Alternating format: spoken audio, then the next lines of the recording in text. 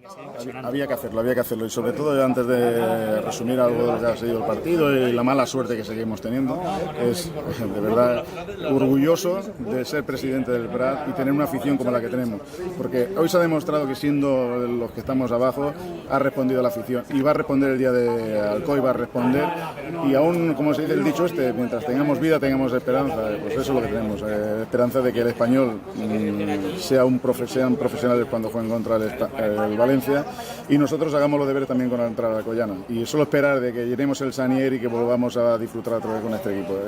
Esto es fútbol, una jugada tonta aislada cuando ya estaba todo el partido acabado, pues bueno, nos ha hecho de que saliéramos del descenso, pero bueno, yo creo que aún tenemos las opciones de salvarnos y teniendo esta plantilla que tenemos que estar tranquilos que hasta el último momento estaremos luchando. Luis, cuando ha marcado Granell, que se ha venido allí en la valla, que se ha hundido un poco, ¿cómo lo habéis arreglado? Sí, bueno, si alguien se ha hecho daño, hasta ¿no? yo he ido también a ayudar un poco para que el partido se reanudara también.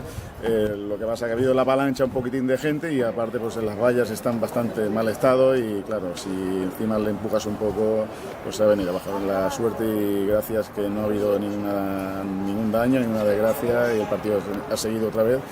Y bueno, esperar a la semana que viene. Es que no puedo ni hablar porque estoy afónico de haber chillado porque me he desfondado físicamente y psicológicamente porque he estado dando vueltas a la grada y agradecerlo, vuelvo a repetir, agradecer a la afición del Prat, a la ciudad del Prat, realmente por esto merece la pena estar en la entidad que estamos. ¿Domingo va a ser otra vez jornada de puertas abiertas? Volveremos otra vez a las mismas. Tenemos que llenar el Sanier y hacer de que el Sanier vibre otra vez y que podamos echarle una mano a este equipo, que yo creo que podemos tener las opciones de podernos, por lo menos llegar a la promoción. Yo creo que tenemos opciones. El Español tiene que demostrar que son profesionales, somos un equipo catalán y necesitamos que ellos también nos echen una mano en estos momentos.